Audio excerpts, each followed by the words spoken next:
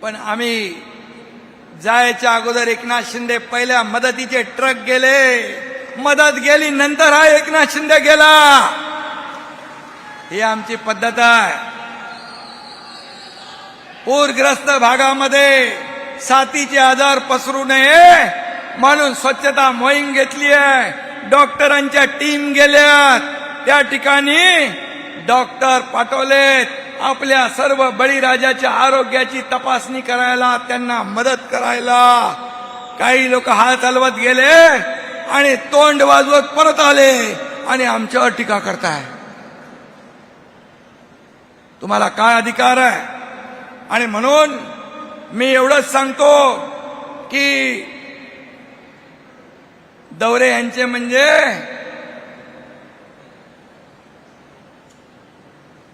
खुद को चाहिए काजू बदाम, पानी में उतरे तो सर्दी जुकाम. ही अशी अवस्था आहे, अशी परिस्थिती आहे.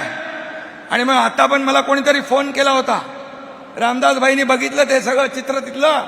मला कोणीतरी फोन केला, बोले सगळे लोक बसले चिखलामध्ये, शेतकऱ्यांच्या आयुष्याचा चिखल झालाय, पण नेत्यांच्या पायाला चिखल लागू नये म्हणून रॅम्प लावलाय. रॅम्प वॉक चालू आहे, रॅम्प वॉक.